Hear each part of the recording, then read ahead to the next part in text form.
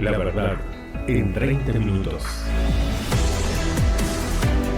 El Ministerio Exponiendo la Palabra tiene el gusto de presentarles La verdad en 30 minutos. En este tiempo de tinieblas e ignorancias bíblicas, buscamos ser un faro en tu ayuda al cielo. Atento, porque Dios te habla a través de su palabra. La verdad en 30 minutos.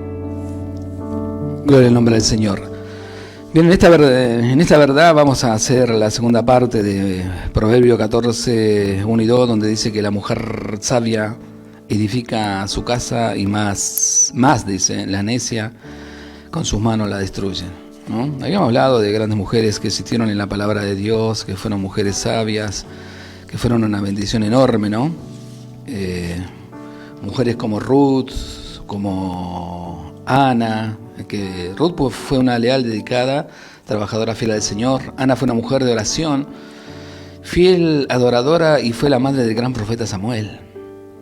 Esther, por ejemplo, fue una mujer bonita, inteligente, sensata y valiente, porque en el momento que Dios quiso usarla, ella se prestó, sin importarle que la vida de ella estaba en juego.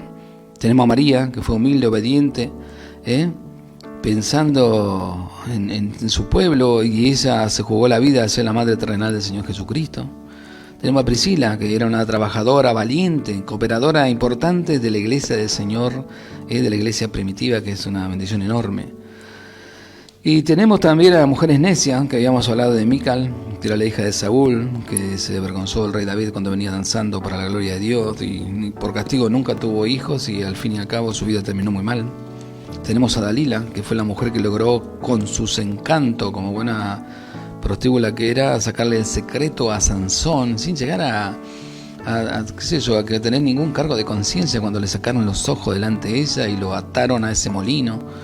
Tenemos a Herodía, que esta mujer que era la madre de Salomé, que a cambio de danzar delante del baboso de cuarta, ¿no?, de Herodes, ella le dijo: Salomé, pedirle la cabeza de Juan el Bautista en una bandeja de plata. Qué maldad, ¿no? Qué terrible, ¿no? Después teníamos a Talía, que era la mujer, que esta fue mujer de la madre de Ocosía, rey de Judá. O sea, ella era la madre de Ocosía, que fue el rey de Judá, y que cuando murió su hijo, ella quiso ser reina, pero para ser reina mandó matar a todos sus nietos, y así reinó y creció la idolatría. Miren la maldad de Atalía. Y teníamos también a Jezabel, que era la esposa del rey Acab, la cual nunca se tendría que haber casado con él. Era una mujer idólatra, sacerdotisa de Baal, que mató a muchos profetas de Dios verdadero, y que la muerte de ella fue profetizada, fue arrojada por la ventana del palacio, y los perros se la empezaron a comer. Nada va a salir gratis en esta vida. Todo lo malo que hagamos vamos a pagar las consecuencias, no importa quién nos creamos, porque el ser humano siempre se cree que es algo extraordinario, importante, más grande que Dios. Y esta oportunidad, miren, en el Génesis, cuando Dios creó a Eva, le dijo: por esto dejará al hombre y la mujer a sus padres, y se unirán y serán una sola cosa. Una. Yo siempre me pregunté por qué Dios tuvo que aclararle eso. Y sin embargo, a lo largo de la historia, las estadísticas, incluso las de ahora, nos dan a entender por qué. Cuando Dios le dijo que serán una sola cosa, le dijo: un pensamiento en común tendrán valores por igual, respeto mutuo, comprensión, tendrán compañerismo. Será aquello que el otro necesita en tiempo bueno y en tiempo malo, en la salud y en la enfermedad. Y a pesar de no ser bíblico casarse por las supuestas iglesias, el compromiso es interesante en cuanto a la promesa que olvidan muy pronto, porque te dicen: promete ser fiel en la salud, en la enfermedad, en la casa, en la necesidad, y todos dicen que sí, que sí, que sí, que sí. Saben, en la Biblia existen mujeres extraordinarias y otras que ni sabemos sus nombres. Por ejemplo, como ¿quién fue la madre de David? La Biblia no dice quién fue la madre de David, sin embargo David fue un hombre que Dios cogió. O por ejemplo, ¿quién fue la esposa de Samuel? No sabemos quién fue la esposa de Samuel. O la madre de, por ejemplo, de Josué, de Elías. ¿Vio? Hay mujeres que aparentemente no parecen ni siquiera en una letra de lo que fueron, porque si Dios no las quiso rescatar en la historia es porque lamentablemente no valía la pena. Y en Mateo 19:6 dice: lo que Dios unió, no lo separe el hombre. ¿Sabes? Se suponía que el culpable de las separaciones matrimoniales era el hombre, y su machismo en primer lugar y su infidelidad en segundo lugar. Y así fue por un largo tiempo, hasta que las mujeres ganaron la igualdad en varios ámbitos, que fue el año 60-70 que ellas dieron comienzo, ¿no?, a pedir su liberación, que estaba bueno. Nadie quiere ser esclavo de nadie.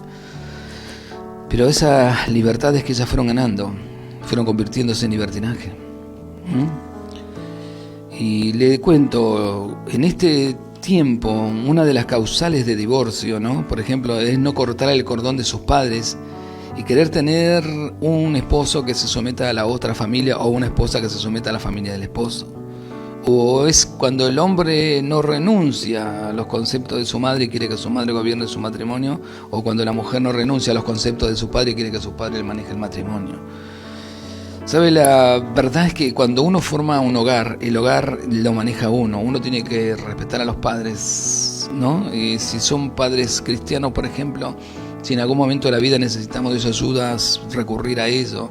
Y si no lo son, si son personas que lamentablemente, porque yo conozco, malvadas, perversas, bueno, tenerlos, saludarlos, porque van a ser los padres siempre, pero su influencia no tiene que estar en nosotros.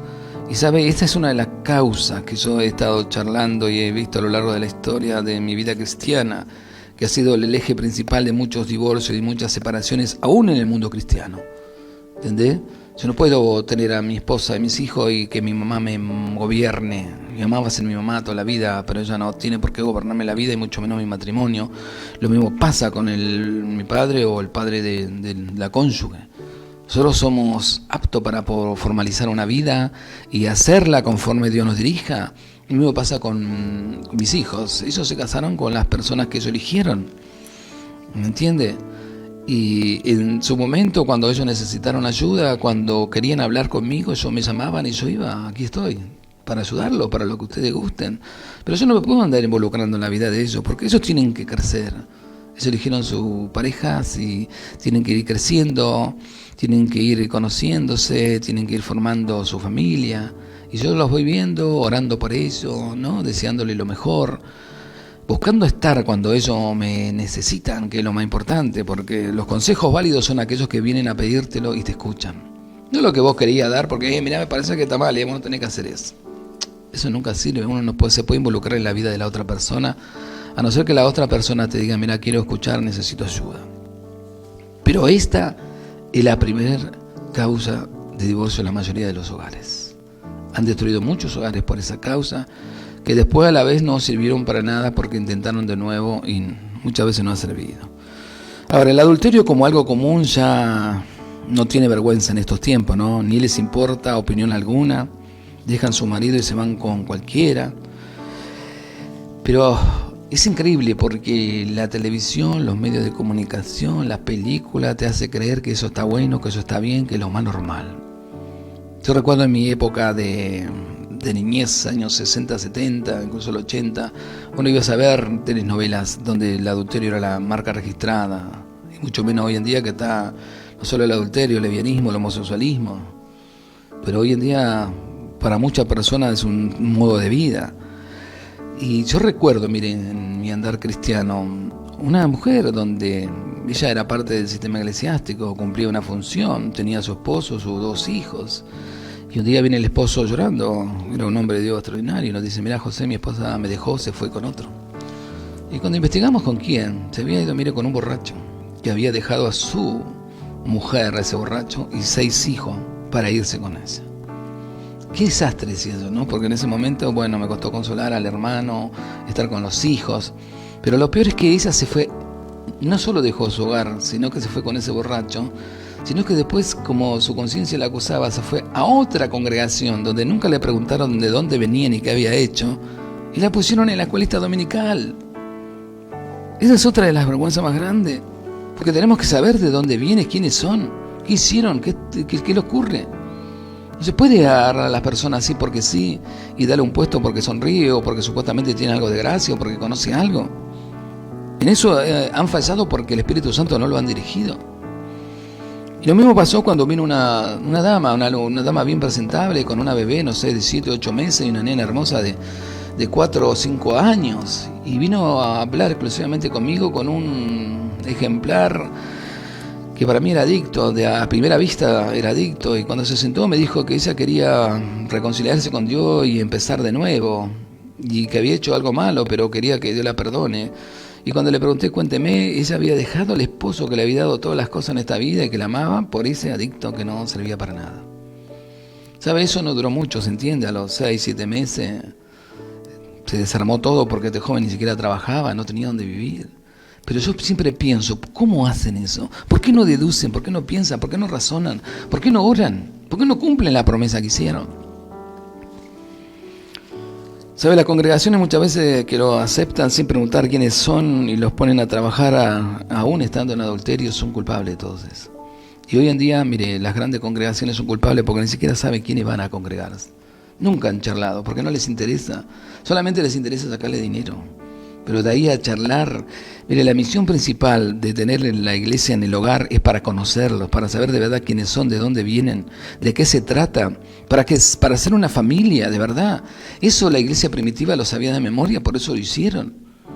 Pero cuando el catolicismo romano comenzó a cederle los grandes templos y sacarle sus ídolos a los que se vendieron para eso, ahí se terminó el cristianismo verdadero. Se terminó la dirección del Espíritu Santo, porque eso es lo que ha pasado. ¿Y sabe la otra consecuencia más triste que tenemos, por ejemplo? Tenemos acá en la Argentina, ¿no?, el 45% de madres solteras que son de 13 a 18 años, sin importarle su futuro, se acuestan con cualquiera y por lo general son vagos, borrachos, machistas, vulgares. Qué bárbaro, ¿no? 13 años tenía una joven que se estaba debatiendo entre la vida y la muerte cuando fue a dar a luz. Oramos mucho, recuerdo. Y Dios hizo el milagro. Pudo dar a luz, pero entró en coma. Tuvo un tiempo largo en coma. Cuando volvió en sí, le dimos gracias al Señor por ella. Le presentaron su bebé y ella no sabía qué hacer. Tenía 13 años, es lógico. Pero la sociedad entera está en ese grave problema. Las chicas perdieron los valores. La palabra dignidad parecería que no existe en su vocabulario. La palabra que son importantes, que son algo, que valen algo, que son más que ir a acostarse con cualquiera. El 45% tenemos de madre soltera, que podríamos decir maternidad adolescente, que muchas veces dejan a los hijos con los padres para ir a trabajar o para irse a bailar y seguir viva la vida. No se puede ser madre de 5 o 6 hijos y cada uno tiene diferente padre. No existe un criterio normal en eso. Muchas personas nos llaman, querido, que lo ayudemos y tienen ese grave problema, pero te diste cuenta muy tarde que esas cosas no se hacían.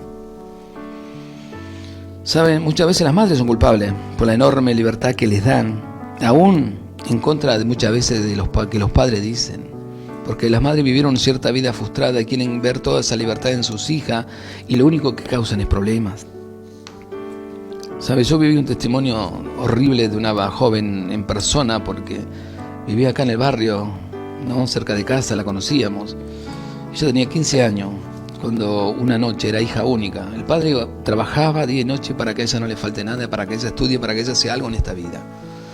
Su madre venía de su juventud frustrada, pero tenía un esposo que la amaba, que la cuidaba, que las protegía, o sea que tendría que estar contenta. Y un día cierta amiga le dijo que quería llevarla a la casa a dormir con ella. Y el padre le dijo que él no quería que haga eso. Que a lo sumo venga la amiga a la casa, pero ella no quería. Y contra todo pronóstico, bueno, el padre se fue a dormir, tenía que hacer su actividad al día siguiente, y la madre, a las 11 de la noche, la deja irse. Con tanta mala suerte, que la amiga esta la llevó a Pandemonio, acá a La Ferrere, lugar de demonios se llama. Allí la vieron linda, impecable. No sé qué le dieron, cuando le dieron la gaseosa, la cuestión que ella empezó a convulsionar, tal punto que esto salió en los diarios, lo que le estoy contando. Cuando la vieron tan mal, personas del interior de ese lugar la sacaron y los amigos que los llevaron fueron atrás con el vehículo a una distancia de 1 cuadra y vieron que en un lugar la agarraron y la tiraron en la calle. Llamaron a la ambulancia y todo, y cuando vinieron la nena de 15 años ya estaba muerta. ¿Sabes? Triste. Es triste porque nosotros somos responsables de la vida de nuestros hijos. Tenemos que saber dónde están, qué están haciendo, con quién se juntan, dónde andan, si van a ser de buena enseñanza, si van a ser de buena compañía, si se están edificando, si están aprendiendo cosas buenas. Hoy este mundo está perdido y nosotros tenemos que hacer luz para ese mundo. Muchas veces tenemos que imponer las ideas y ayudarlas a que las cumplan, porque si no, no tiene sentido tampoco. Y otra de las consecuencias, casualmente, de todo esto es la violencia de género. Y la violencia de género tiene sus formas también, porque no solo se trata de violencia física. Está la violencia económica, cuando se separan porque se habían juntado y ella queda con el hijo y él no le pasa mantención alguna. Eso se llama violencia económica, cuando te tenés que hacer cargo porque son tus hijos. Después está la violencia psicológica, cuando te maltrata de toda la forma diciéndote que sos un inútil, que no servís para nada, que esto y que lo otro. Está la violencia emocional también, cuando te quieren hacer creer que todo lo que vos haces está mal, que no tendrías que haber nacido. Y de última, la violencia física que ha llevado a la muerte a cuántas personas.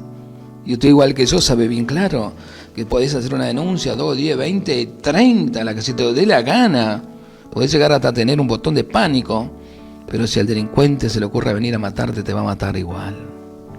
Yo no entiendo a la familia. ¿Cómo es que la familia no se involucra en defender a los hijos, en defender a las hijas y a quien sea? O a las hermanas, Y también está la violencia sexual, cuando las parejas ya no funcionan, ya no sirven, que lamentablemente los hombres los obligan, las violan como si fueran nada. Y los femicidios, ¿por qué? Por ejemplo, muchos te asesinan porque supuestamente vos no tenés que tener ningún otro hombre si él fue el único. Y eso es mentira, porque si se terminó la relación, cada uno puede formalizar por su lado, él no tiene por qué adueñarse de tu vida. Muchas veces lo hacen por venganza, por placer, o porque sí, porque no hay otra razón. La realidad es esa. ¿Cómo es que vas a perseguir a quien en su momento pasaron buenos tiempos y tuvieron hijos y después la vas a perseguir para matarla? No entra en una cabeza normal. Pero eso ha causado la enorme libertinaje que las mujeres en estos tiempos se tomaron. Hay miles y miles de páginas pornográficas que antes no existían. Hay miles de jovencitas que se dedican a todas esas cosas. Y hay una sarta de cosas que lo único que lleva es casualmente a todo eso. La mujer ha perdido la dignidad en gran manera. Recuperarla solamente la puede recuperar en Cristo. Venir a Cristo, arrepentirse de su vida de pecado, buscar al Señor, convertirse de corazón, comenzar a vivir una vida santa. Como le hicieron una madre y una hija que en su momento trabajaban en un videobar y se cansaron de esa vida y vinieron a Cristo. Ambas se convirtieron al Señor de corazón. Hasta hoy son unas mujeres de Dios extraordinarias, ambas casadas con familia. Dios nunca la desamparó. Dios tiene el poder para hacer el cambio. Sobre la demanda del Señor es la misma hoy y siempre. Segunda de Crónica, capítulo 7, verso 14, Dios dice bien claro: si mi pueblo se humillare.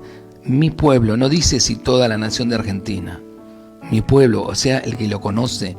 Los que lo conocemos, los que tratamos con Dios, los que oímos su voz, si nosotros nos humillamos, sobre el cual es invocado mi nombre, y orar en el sentido de buscarlo con toda la ansia, con todas las ganas, con todo el fervor, con todo el anhelo, y buscar en mi rostro, mire qué diferencia, ¿no?